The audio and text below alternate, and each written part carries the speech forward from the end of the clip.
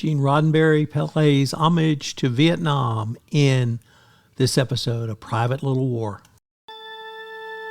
Compliance, the final frontier. Tom Fox is the voyager of trekking through compliance. His mission? To explore the original series and seek out and share what it can teach you about compliance. Here's your host, Tom Fox.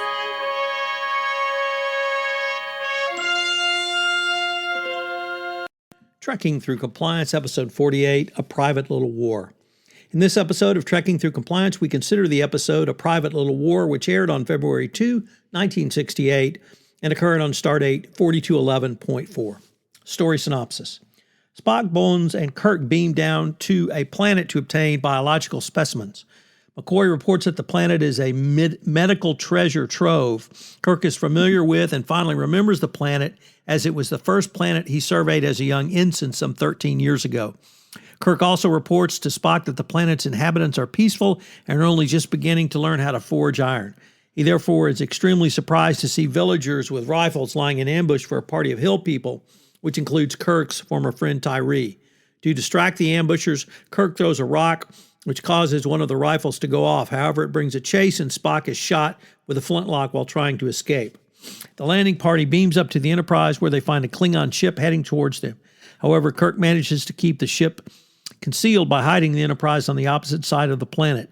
Kirk speculates that the Klingons have violated the treaty governing this neutral planet, which restricts both parties to scientific research, and the Klingons have provided the villagers with rifles.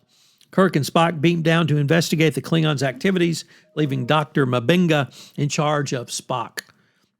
After beaming down, Kirk is attacked by a poisonous mukato, a large white beast resembling a gorilla with a horn on its head and fins on its back.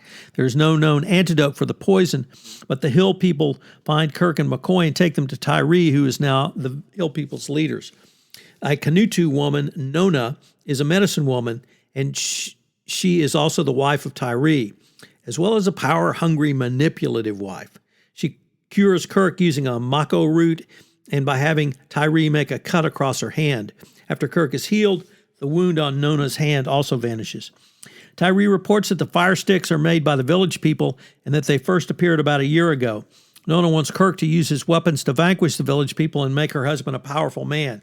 She is greatly disappointed when Tyree pledges not to kill and Kirk is reluctant to share his knowledge of weaponry. Kirk and McCoy enter the village and discover the Klingon Krell advising the village leader Apella, as well as providing carbon-free steel and other technological innovations too advanced for a primitive society. Unfortunately, they are discovered when McCoy accidentally triggers his tricorder, but they were able to escape. Meanwhile, Spock recovers aboard the Enterprise, but tells Nurse Chapel to hit me when he comes out of his self-induced healing trance. Nurse Chapel is hesitant at first, but then complies only to be restrained by a shocked Scotty. Dr. M'Benga then comes in and strikes Spock several times, and with the aid of this pain, Spock is able to come out of the trance he is in and is now fully healed. On the planet, Kirk furnishes the Hill people with rifles, noting the analogy of the then-present situation of brush conflicts on the Asian continent. In this conflict, Kirk says two great powers fought through surrogates by supplying opposite sides with equal weaponry, in an obvious reference to the then-raging Vietnam War. Nona uses an herb to seduce Kirk. Although Tyree witnesses the seduction, he cannot bring himself to fire the gun he is holding and runs off. Meanwhile, Nona is attacked by a Megatu, and Kirk uses a phaser to kill it. Nona repays the favor by hitting Kirk on the head with a rock and stealing his phaser. However, when she attempts to turn it over to the village people, they are only interested in raping her. When the Hill people arrive, the village people kill Nona, believing she has set them up. The village people are then killed by the Hill people, but Tyree is mad with anger and asks Kirk for many weapons with which to kill the village people. Kirk complies by asking Scotty to manufacture flintlock rifles for the Hill people, which he refers to as serpents in the Garden of Eden. As they beam back to the Enterprise, Kirk is upset at the loss of innocence he has contributed to, but knows of no other action he could have taken. So what's the fun fact? Although it's really not fun facts, there's two from this. This episode has two clear analogies. The first is the Vietnam War. In producer Gene Kuhn's mind, the Vietnam War was immoral and hopeless, but ultimately inevitable and inescapable, and in the best interest of the South Vietnamese people. That's certainly the attitude Kirk had. The second is Nona, who is clearly drawn from Lady Macbeth. So interesting use of Lady Macbeth yet again in another Star Trek episode.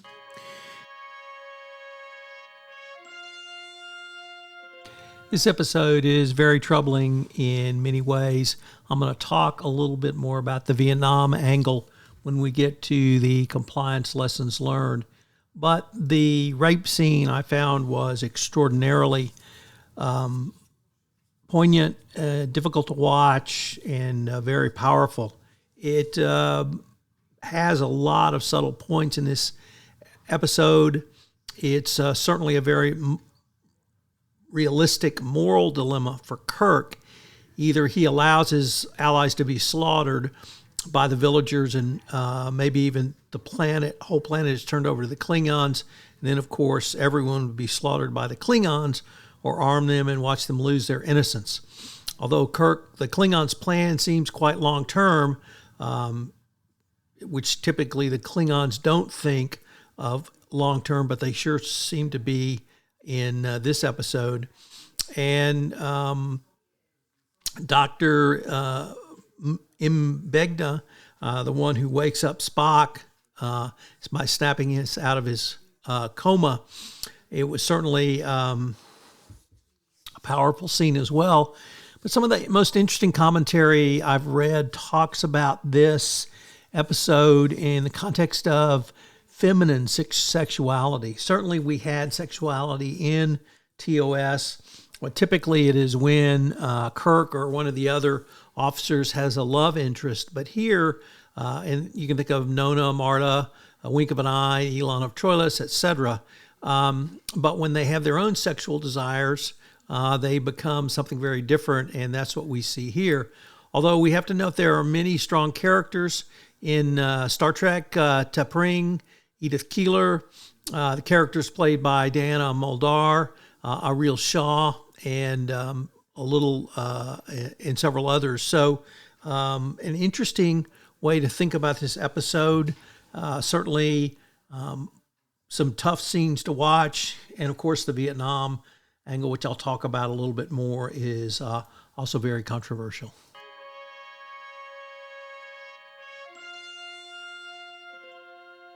So what are the three key takeaways in this one? First, we have to start with the analogy to Vietnam. The war was raging at this time, and it was literally ripping the country apart. This episode was Star Trek's discussion of it. And really, Star Trek came down that it was inevitable and inescapable, the arming of both sides. So a pretty sad commentary all the way around, unfortunately. For the compliance takeaways, though, does your board need compliance expertise? Kirk certainly could have used a greater conscience here, although perhaps an ethics advisor would have said that for the Hill people to survive, they needed to have similar weapons as well. So does your board have compliance expertise? Can someone on the board ask the straightforward questions that need to be asked of a compliance program? Second of all, the mergers and acquisitions.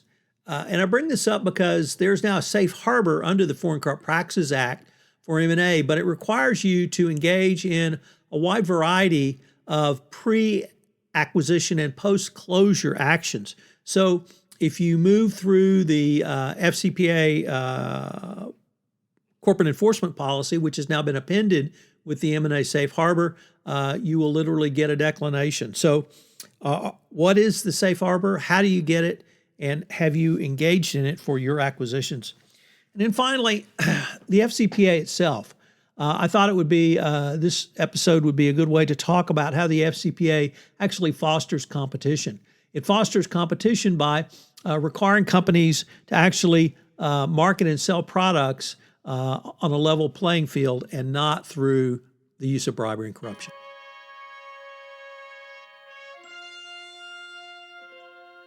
I want to use this episode to take an extended look at the Prime Directive and how compliance professionals can apply the principle of the Prime Directive to their decision making. This episode seems particularly suited for this discussion. Number one, cultural sensitivity and non-interference. Just as the Prime Directive prohibits Starfleet from interfering with the natural development of an alien civilization, business leaders and compliance professionals should strive to respect the cultural norms, values, and developmental paths of the communities and markets they operate in. This means avoiding action that could disrupt or undermine the natural evolution of a local culture, economy, or social structure. 2. Preserving autonomy and self-determination. The Prime Directive emphasizes the importance of allowing a civilization to make its own choices and determine its own future without external interference. Business leaders and compliance professionals can apply this principle by empowering local stakeholders, such as employees, suppliers, and customers, to have a voice in the decisions that affect them rather than imposing top-down directives. 3. Avoiding unintended consequences. The episode of Private Little War demonstrates how well-intentioned interventions can lead to unintended and potentially harmful consequences. Business leaders should carefully consider the downstream effects of their decisions and actions and strive to avoid inadvertently disrupting the natural progression of a market or community. 4. Ethical decision-making. The Prime Directive represents a strong ethical stance, which can serve as a guidepost for business leaders when facing difficult choices. Leaders should weigh the ethical implications of their decisions, prioritizing long-term goals and the well-being of all stakeholders over short-term gains or personal interests. 5. Transparency and accountability. The Prime Directive's emphasis on non-interference serves as a reminder for compliance professionals to be transparent in their decision-making processes and accountable to their stakeholders. This can help build trust, foster collaboration, and ensure the company's actions align with its stated values and principles. By embracing the spirit of the Prime Directive, business leaders can foster sustainable growth, promote ethical practices, and contribute to the long-term flourishing of the communities and markets they serve. This approach can help create a more equitable and responsible business environment going forward. Join us tomorrow where we take up the episode Return to Tomorrow. If you enjoyed this episode of Trekking Through Compliance, you can help it grow by sharing it with the biggest Trek fan you know.